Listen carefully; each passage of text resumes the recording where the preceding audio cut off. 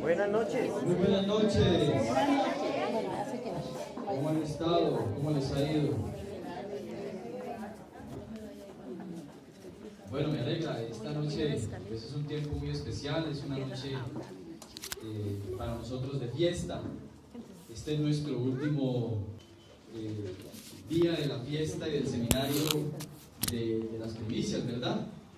Y pues hoy, para concluir todo lo que hemos venido hablando durante todos estos días, pues solo nos resta decir, a la luz de la palabra de Dios, por supuesto, solo nos resta decir que los que honran y obedecen a Dios vivirán la abundancia. Y ese es precisamente el título del tema de esta noche. Los que honran y obedecen a Dios vivirán en abundancia. Y para ello yo quiero invitarles que vayamos de una vez al libro de Proverbios, capítulo 22, versículo 4. Proverbios 22, 4.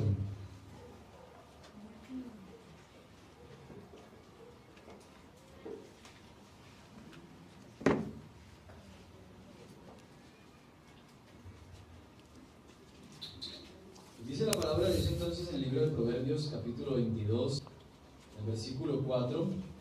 Dice, ¿todos estamos ubicados allí ya? Proverbios 22, 4. Hay algunos que todavía lo están buscando, mientras uno lo busca. Como la kipá. ¿Sí saben qué representa la kipá o no? ¿Quién me dice? A ver, un caballero que me diga qué simboliza la kipá sobre la cabeza de un hombre. Que Dios está sobre nosotros. Que nosotros somos autoridad, ¿cierto? Por ser hombres del hogar, de la familia, de la sociedad. Pero esta kipá representa que Dios está por encima de nosotros, ¿sí? Eso es lo que representa. Y esta kipá pues se utiliza en momentos muy especiales como esta noche, que es una fiesta solemne, tal como está establecido en Deuteronomio capítulo 16. Dice entonces Proverbios 22, versículo 4: riquezas, honra y vida son la remuneración de la humildad y del temor de Jehová. Mire qué interesante. Riqueza, ¿qué más? Honra y vida son la remuneración de la humildad y del temor de Jehová. Sin duda alguna, cuando uno habla del temor de Jehová, nótese que la Biblia no habla del temor a Jehová. ¿Se dan cuenta?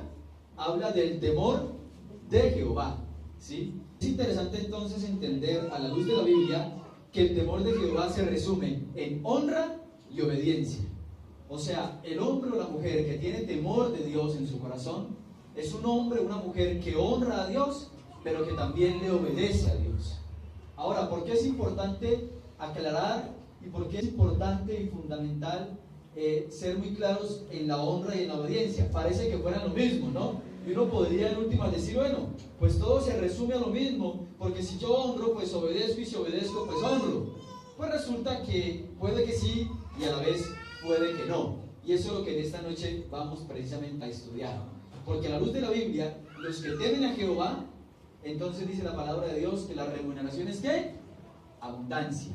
Que la remuneración es abundancia. Y entendamos entonces que el temor de Dios se ve representado en ¿qué? En honra y en obediencia.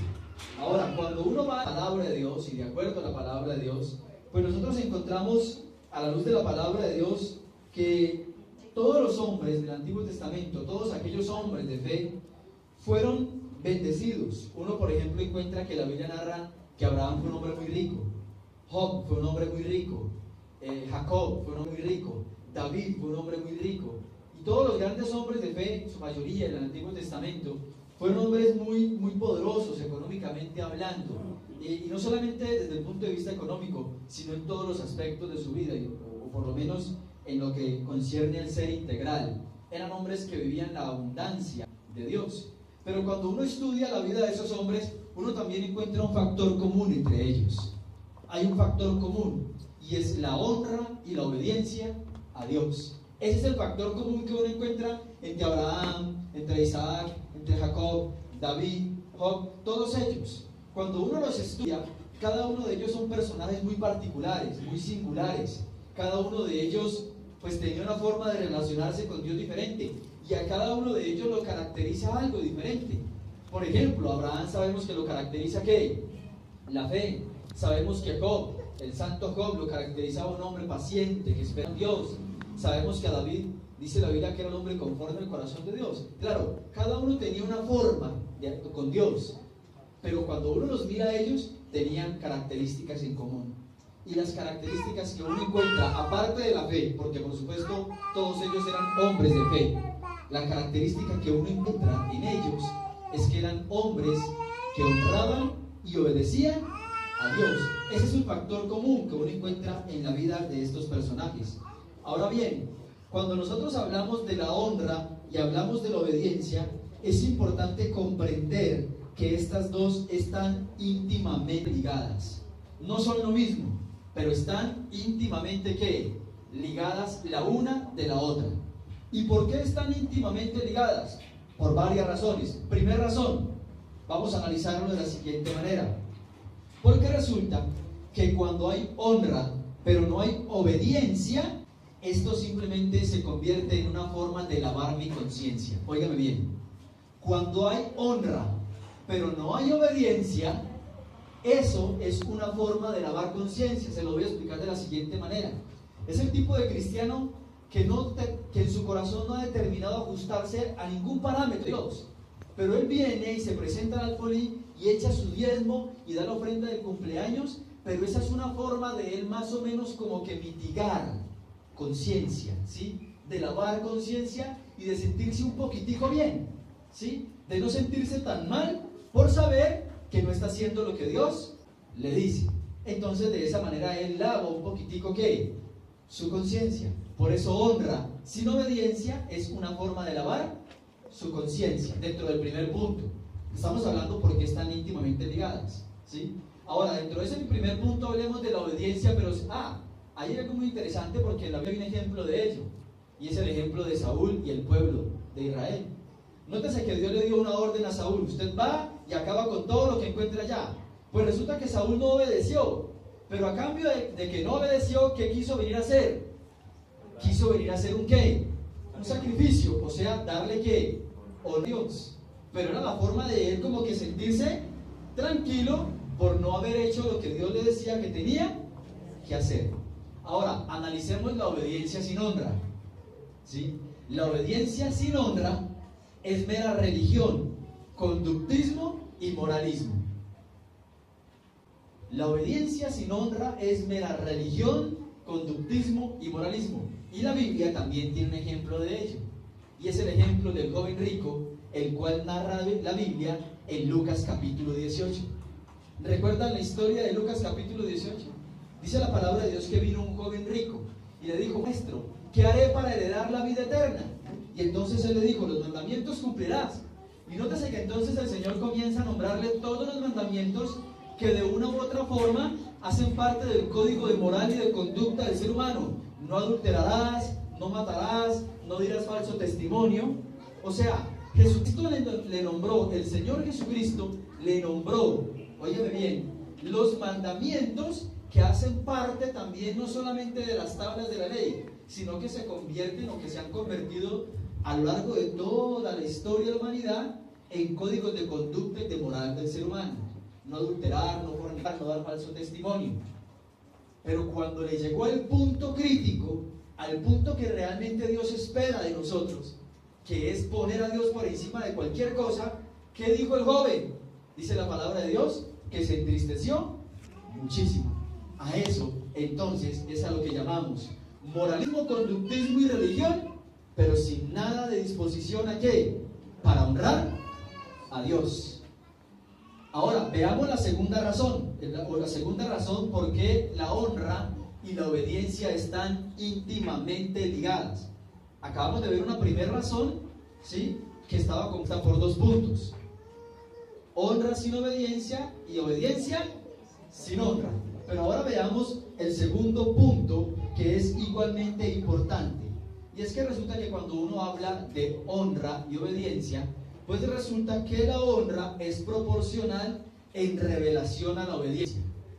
Me explico, se lo voy a explicar de otra manera. Nosotros sabemos que la obediencia, o que todo lo que tiene que ver con autoridad, primero que todo es revelacional, ¿sí o no? Eso es revelacional, eso tiene que llegar al corazón de uno. Y cuando es revelacional, uno entiende que la obediencia es primero a Dios y luego a quién? Los hombres.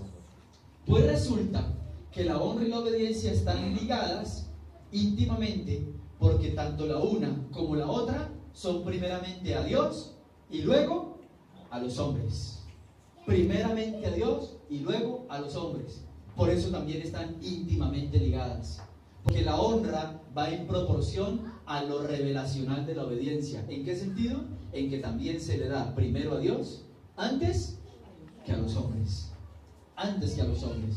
De ahí entonces podemos nosotros entender y comprender que la honra, porque vamos a hablar en primera instancia del primer punto o de la primera parte que es la honra, vamos a ver que a la luz de la Biblia vamos a ver qué es la honra y vamos a ver algunos resultados que hay de la honra, ¿sí?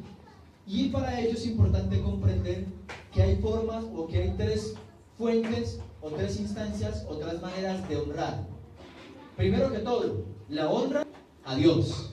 Y vamos a la palabra de Dios, por supuesto, a Proverbios capítulo 3. Proverbios capítulo 3.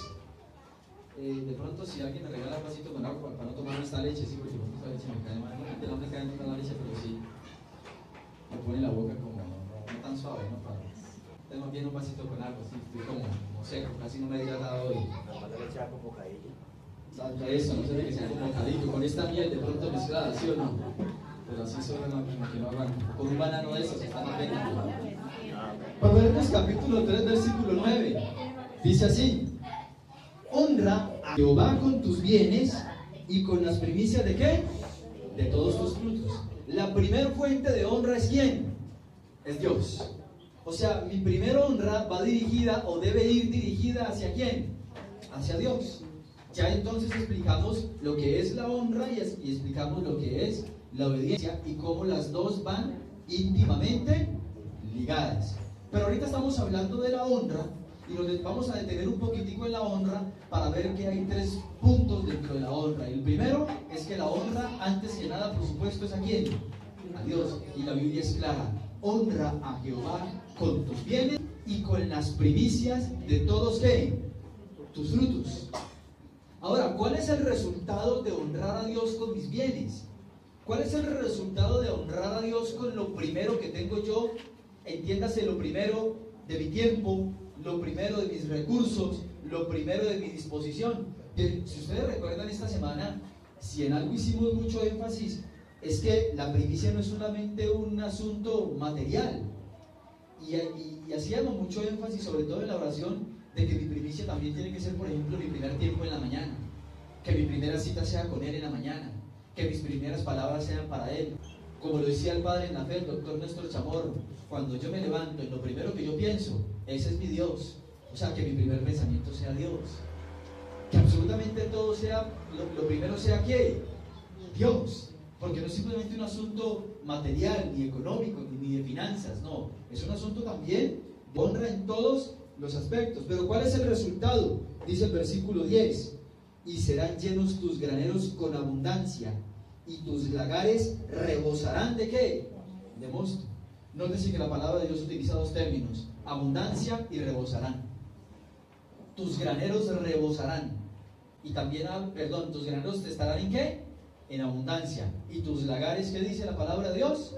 Rebosarán. Tus lagares rebosarán. Entonces la primera fuente de honra, sin duda alguna, pues es Dios. Ahora, la honra a Dios no puede ser simplemente con palabras bonitas. Porque claro, yo honro a Dios con mi alabanza. Es más, yo honro también a Dios con mi estilo de vida, ¿sí? Pero la honra a Dios no se puede quedar simplemente en meras palabras, en momentos puntuales de alabanza o momentos puntuales de adoración. No, la honra a Dios tiene que ser que vaya, o tiene que ser algo que va mucho ¿qué? Va mucho más allá. Y tiene que ver con consagrarle también mis bienes, mis recursos, ¿sí? Y por supuesto, la primera parte de nuestros frutos. Entonces dice la palabra de Dios que la abundancia se desatará para nuestra vida. Y el versículo 10 es claro: tus graneros serán llenos de abundancia y tus lagares rebosarán de mosto. Esta semana explicaba yo lo que era un lagar, ¿no? Para darlo a entender. Un lagar tiene pues dos sentidos, o tiene dos connotaciones. La primera connotación es el lugar donde se pisan las uvas para sacarle la pulpa y extraer el jugo.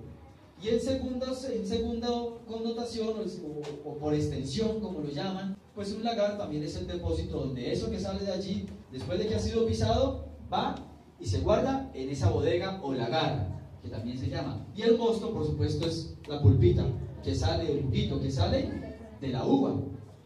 Y hace entonces referencia a la palabra de Dios a esto. Ahora, veamos cuál es el segundo punto de la honra. El segundo punto de la honra. El segundo punto de la honra, o la segunda fuente de honra, es a padre y a madre. ¿Y qué dice la palabra de Dios? Pues vamos a leerlo. Efesios capítulo 6, versículos 2 al 3. Efesios capítulo 6, versículos del 2 al 3.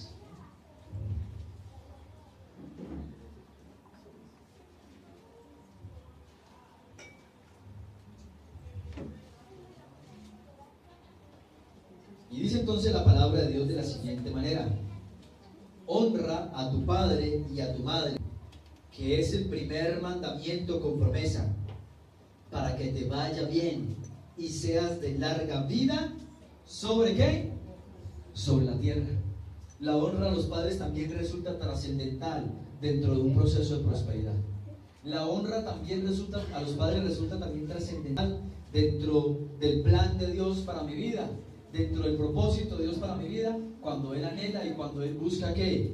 Honrarme. Ahora, la honra a los padres, al igual que la honra a Dios, no puede ser algo puntual, ¿no?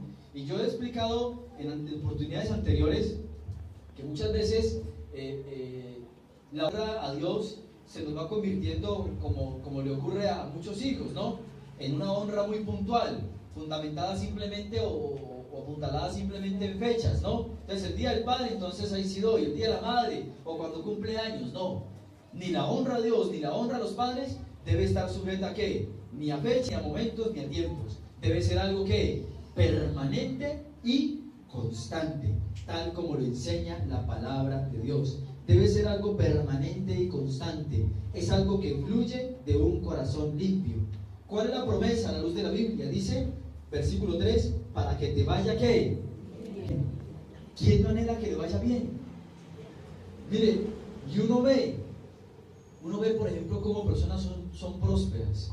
Mire, a mí me llama mucho la atención, y aquí voy a hablarle esto y espero hacerme entender y que no me malinterpreten.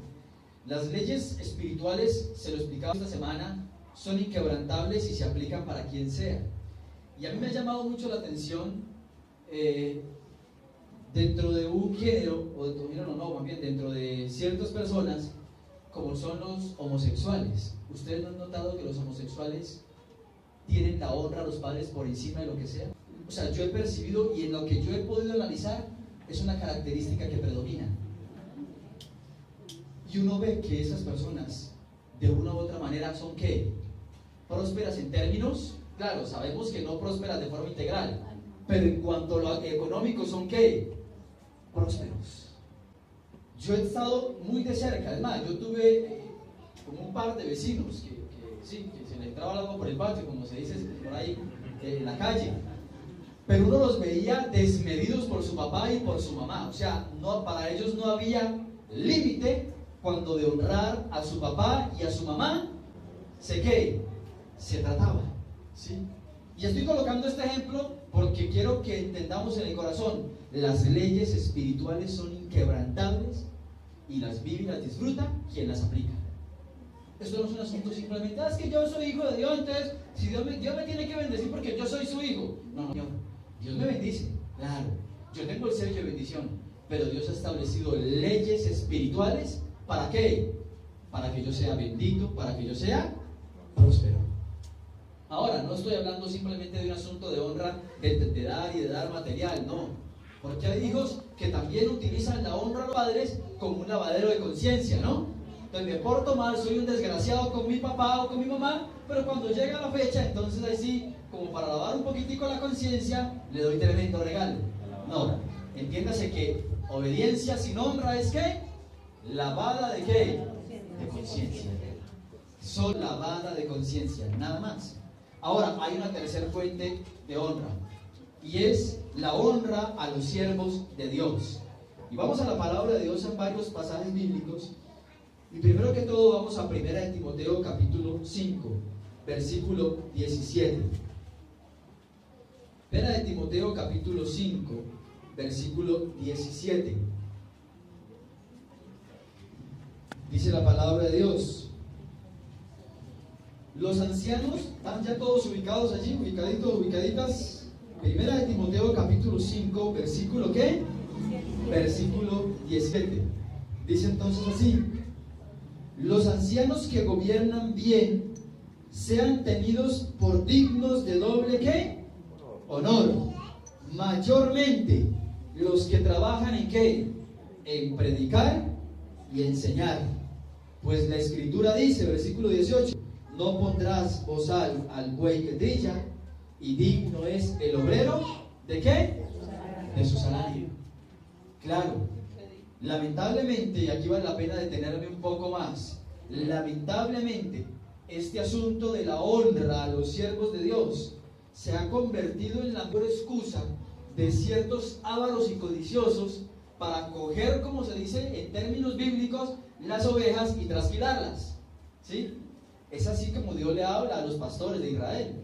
Cuando uno va al libro de Ezequiel, el libro de Ezequiel es muy duro con los pastores, ¿sí? Y ese libro de Ezequiel está más vigente que nunca. Es más, ese libro de Ezequiel debiese tener más vigencia que cualquier otro libro, sobre todo en estos momentos. ¿Por qué? Porque hoy también muchos se autodenominan pastores, pero no para cuidar el rebaño, sino ¿para qué? Para trasquilar las ovejas.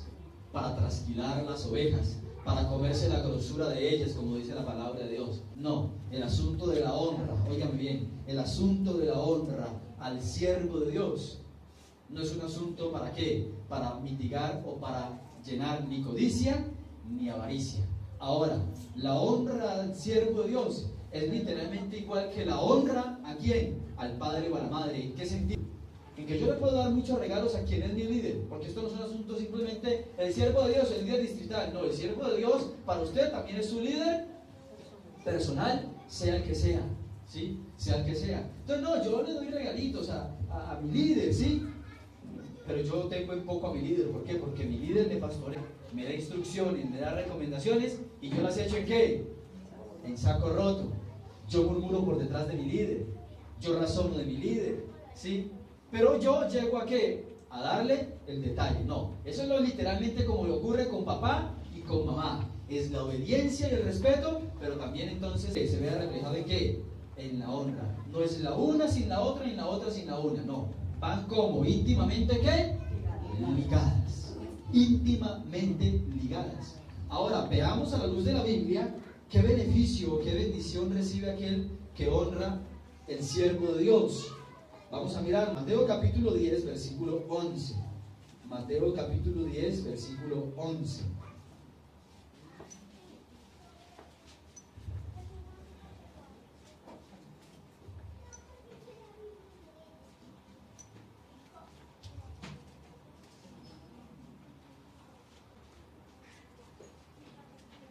Perdón, Mateo capítulo 10, versículo 41. Estaba viendo como mal, marcando como gafas. Versículo 41, eso dije yo, no sé cómo es. Mateo 10, 41 dice: el que recibe a un profeta, por cuanto es profeta, ojo, el que recibe a un profeta, pero ¿qué tiene que ser? Verdadero profeta, ¿sí?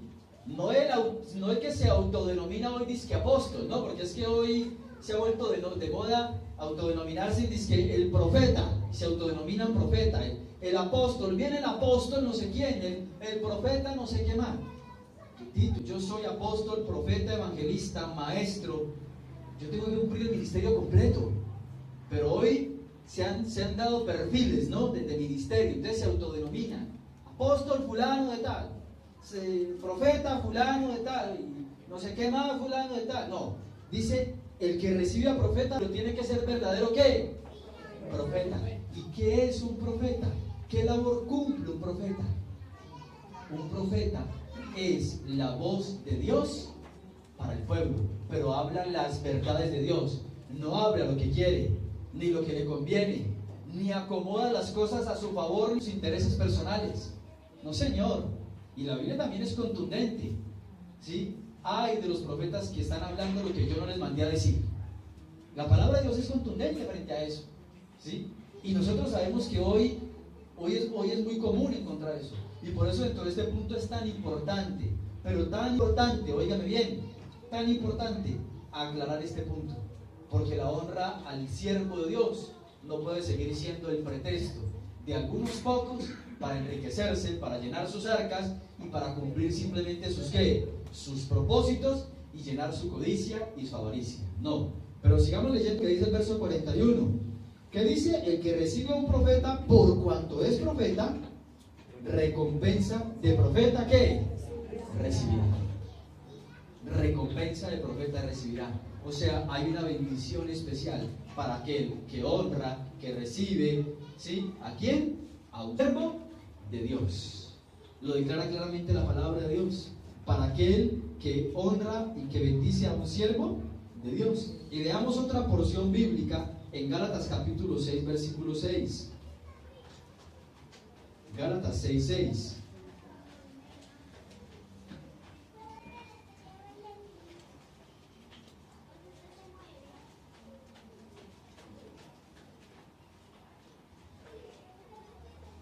Dice entonces la palabra de Dios en Gálatas 6, 6: el que es enseñado en la palabra, haga partícipe de toda cosa buena al que ¿qué?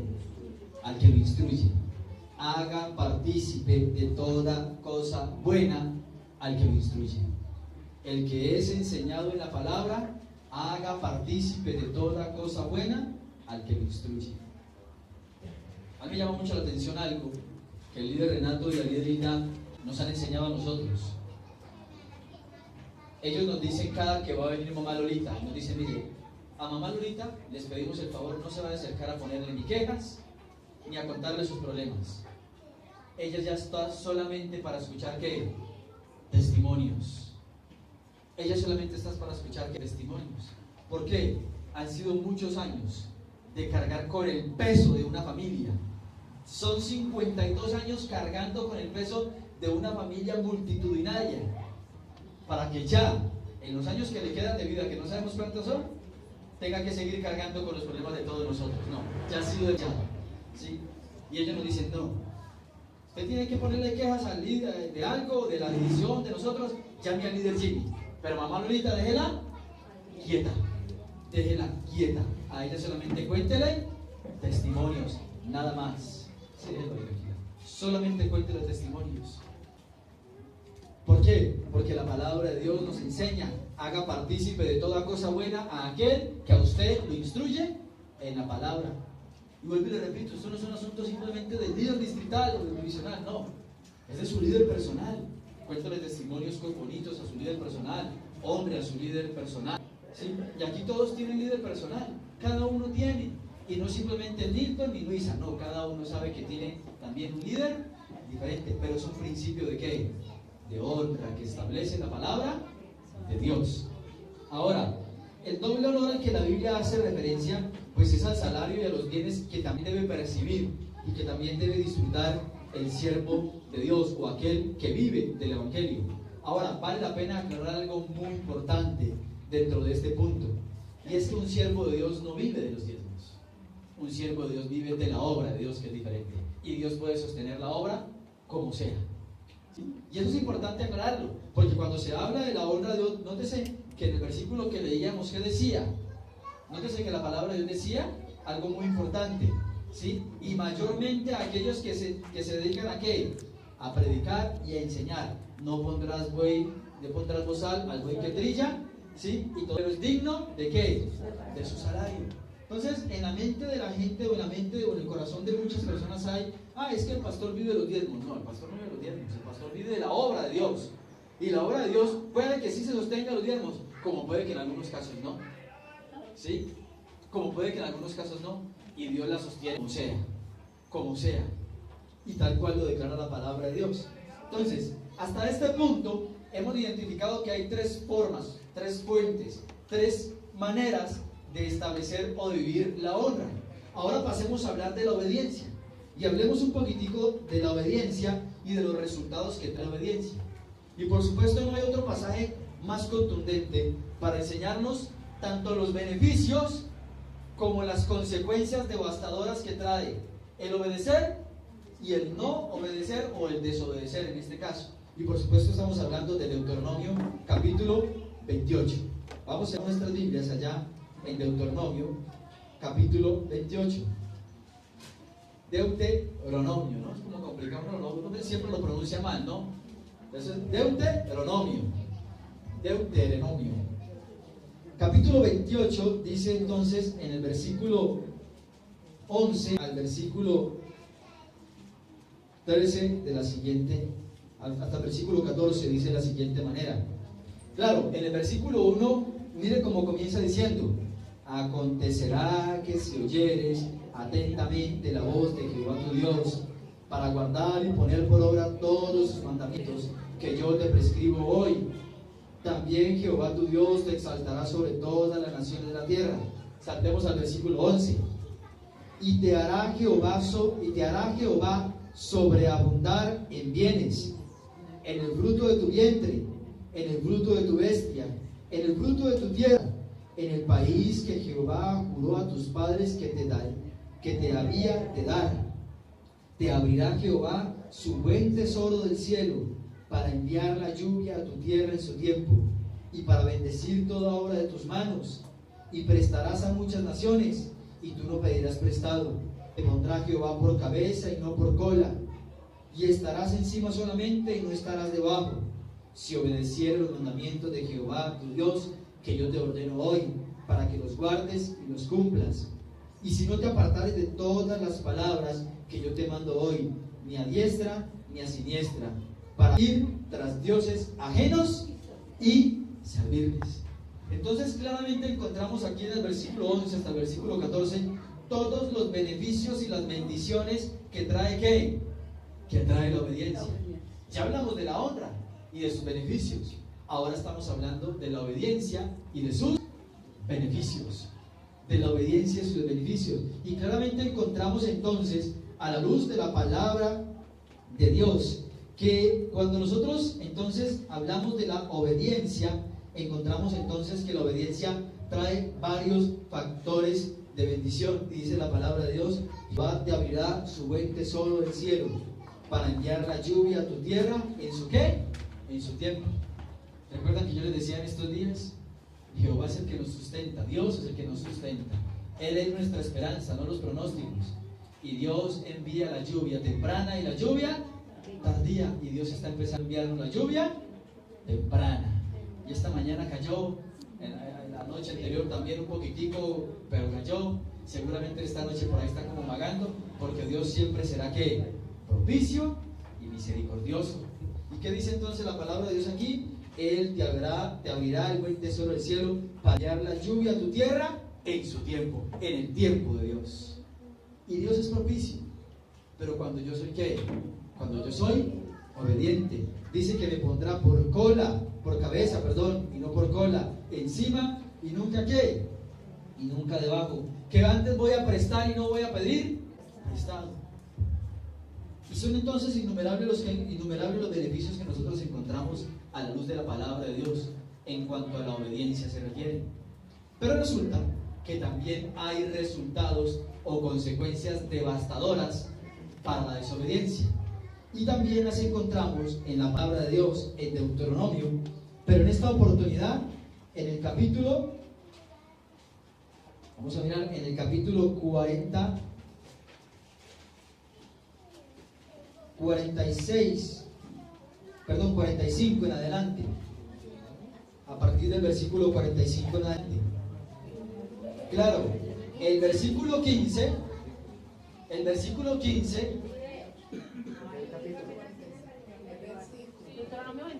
Deuteronomio 28, ahí vimos el 28, versículo 45.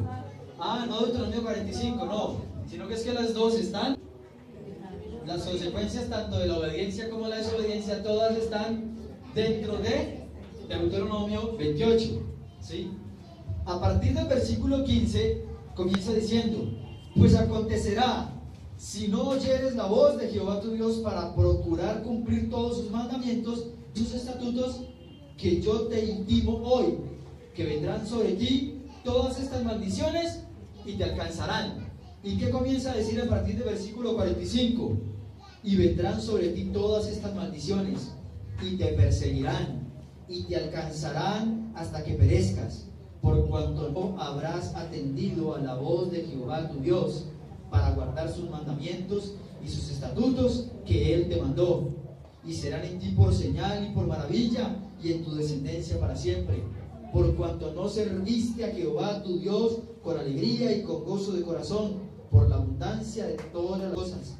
Servirás por tanto a tus enemigos que enviare Jehová contra ti, con hambre y con sed y con desnudez y con falta de todas las cosas, y Él pondrá yugo de hierro sobre tu cuello hasta destruirte.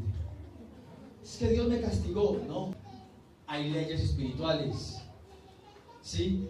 Leyes espirituales que se cumplen, y cuando yo las violento y cuando yo las sobrepaso, pues tengo que asumir ¿qué? Las consecuencias.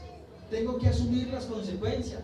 Recuerden lo que les explicaba de la cubierta de Dios, ¿sí? Los principios de Dios son una cubierta, y cuando yo determino no vivirlos ni cumplirlos, pues yo me salgo de esa cubierta, quedo a expensas del enemigo, de las circunstancias, de las dificultades y de los problemas. Ahora usted me dirá, pero yo he estado bajo la cubierta de Dios y también he tenido problemas. Sí, pero nunca me destruyen. Sí, pero nunca tienen poder para terminarme.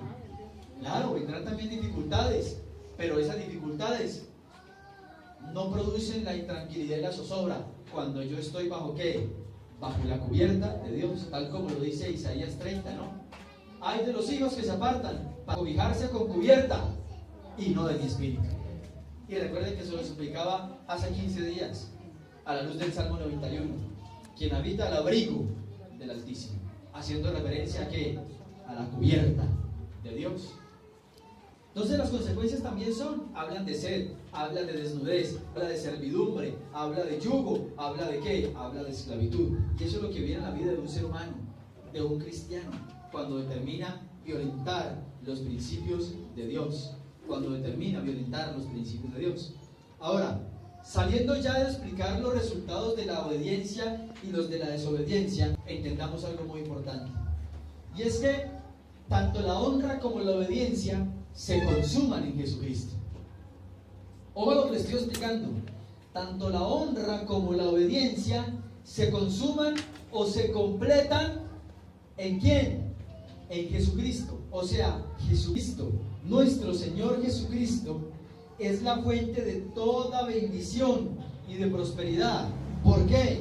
Porque Él es el máximo ejemplo de honra y obediencia al Padre. Él es el máximo ejemplo de honra y obediencia al Padre. Por eso en Jesucristo nosotros lo tenemos todo. En Jesucristo nosotros estamos completos. En Él nosotros lo tenemos absolutamente todo. Él pagó el precio ¿para qué? Para que la maldición y la ruina ya no tuvieran en nuestra vida. Jesucristo lo hizo cuando se subió a la cruz. Él pagó un precio altísimo para que la maldición y la ruina ya no estuvieran en nuestra vida. Y a cambio de ello, la abundancia y la prosperidad fueran nuestra mejor compañía. Vamos a mirar algunos de los beneficios que Cristo alcanzó para nosotros con su muerte. Algunos beneficios de la muerte de Cristo, porque yo le estoy diciendo a usted que en Cristo se consuman todos los beneficios de la honra y de la obediencia. ¿Por qué? Porque resulta que Cristo con su obra, con su muerte, nos trajo a nosotros algunos beneficios. Primero que todo, su salvación, porque su sangre nos limpió de todo pecado. Y eso se llama abundancia. ¿Usted no le parece demasiada abundancia que usted puede decir que ahora es salvo? Mire, la gente cree que es salva. Todo el mundo cree que va para el cielo. ¿No se ha dado cuenta que todo el que entrevistan ahorita estaba viéndome ahí un partido de esos malos del fútbol colombiano? Pero yo no me veo, sino que me dio por prender y estaba ahí, pero lo dejé mientras me arreglaba. Partidos malos del fútbol colombiano, yo quiero una corriente de eso, yo fútbol colombiano no veo. Pero bueno, un partido de esos malos, entonces entrevistaron a un jugador de esos y que hizo el gol, y sí, no, gracias a Dios, y este gol es para mi mamá que está en el cielo, para mi padrastro que está en el... Todo el mundo cree que la gente que muere va al cielo. Eso cree la gente ignorantemente. Pero la palabra de Dios es clara. El que no nace de nuevo no puede ver el reino de Dios. Y aquí hace referencia a nacer de nuevo, a recibir a Cristo como Señor y Salvador y darle vida a mi espíritu. ¿A usted no le parece mucha abundancia que usted sepa que después de que se muere vas para la presencia de Dios? Eso es abundancia. Y eso produce tranquilidad al corazón. Eso conforta el corazón. Eso trae aliento al corazón. Ahora, el segundo beneficio. Cristo con su muerte nos trajo sanidad. ¿Por qué? Porque por sus llagas, dice el libro de Isaías, nosotros somos ¿qué? Curados. No por sus llagas, por su llaga.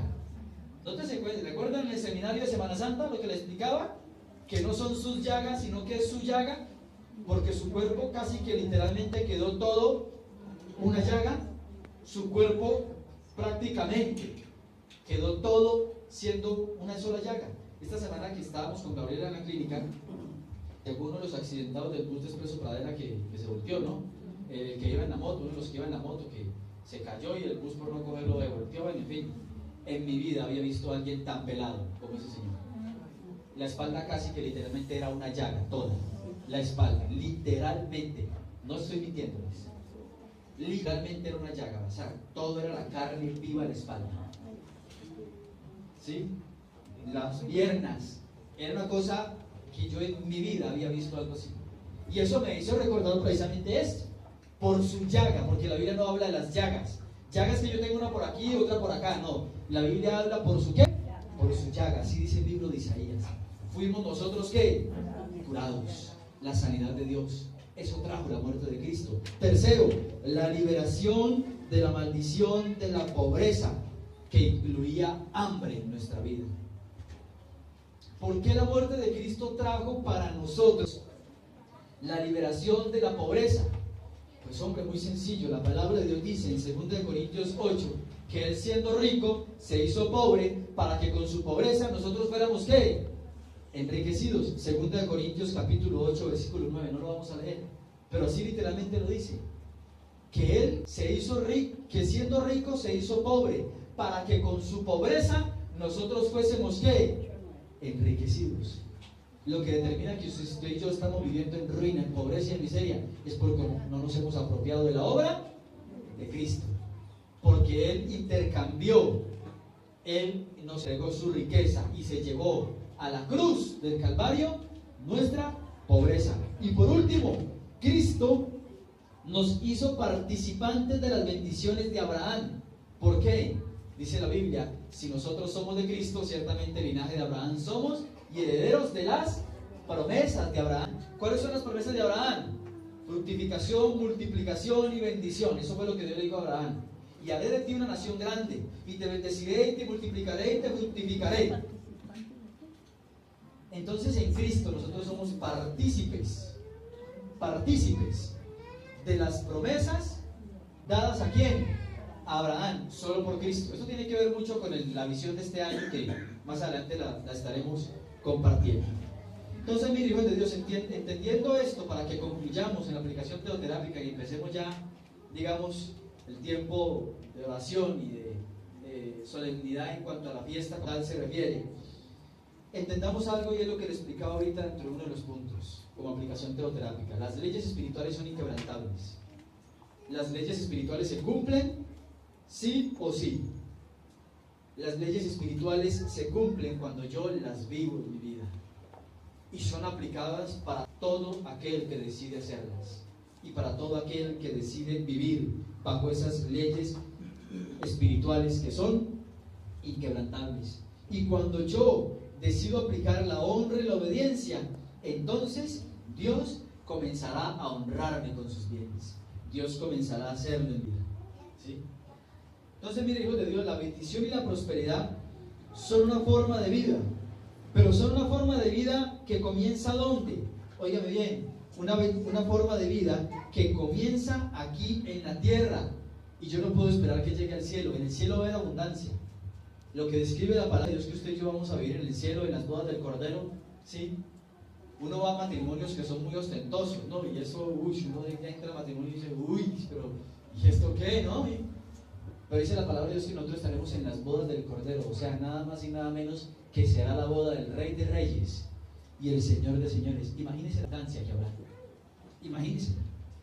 Y ustedes y yo, por supuesto, seremos los que nos casamos con el Cordero. Y los hombres se asustan. Uy, ¿cómo así? No, en términos espirituales, ¿Sí?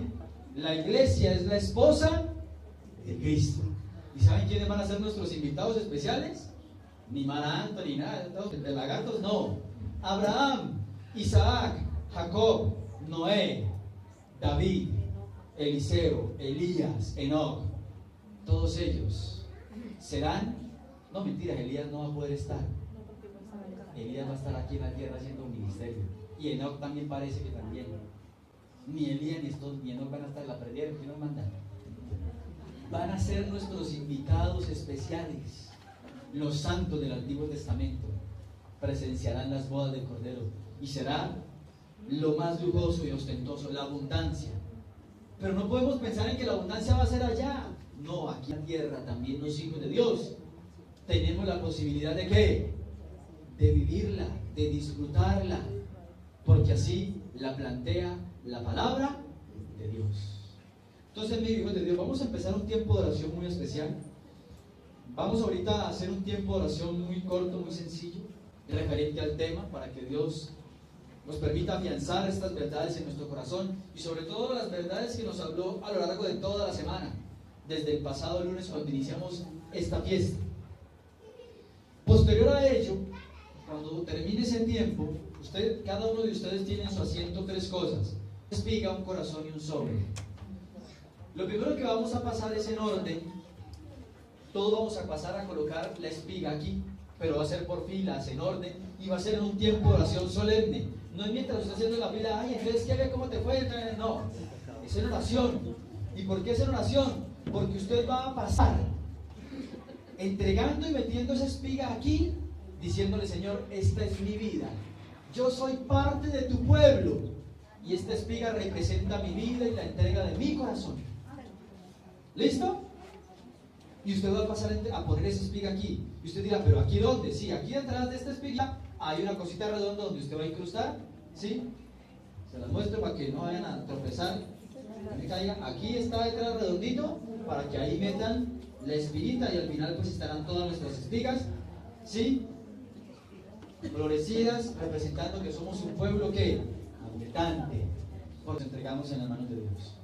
Luego vamos a entregar lo segundo, que es nuestra familia, y eso se hará en un tiempo de oración, donde vamos a orar por las mujeres, ¿sí? Obviamente no una por una, pero desde aquí mi esposa va a orar por las mujeres. Bueno, primero yo por los hombres, luego mi esposa por las mujeres, y luego José Vladimir va a orar por los hijos, ¿sí?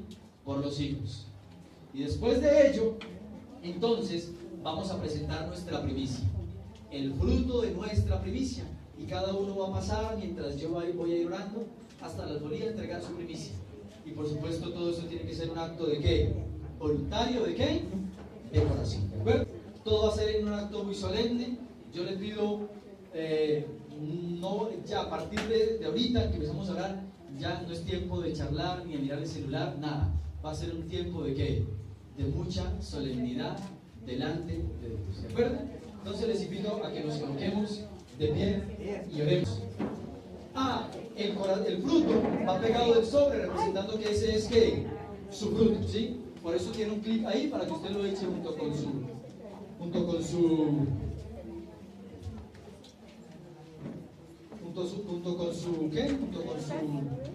sobre, representando que ese es su fruto. Vamos entonces a orar. Les invito a que nos coloquemos de pie y oremos.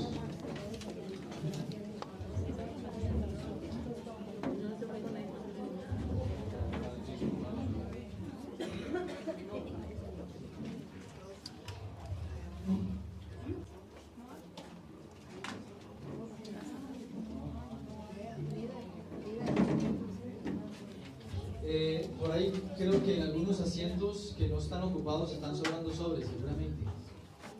De pronto, no sé si por allá atrás hay asientos desocupados o aquí al lado deben haber sobres. No hay más.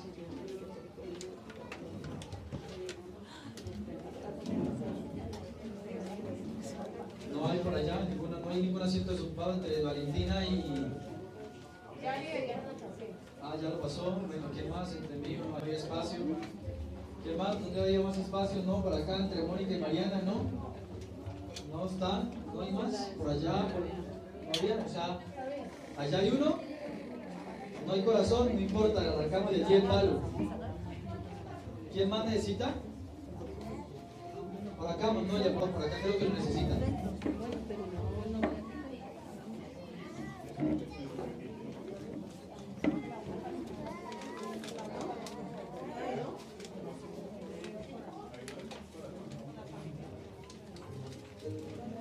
Oremos.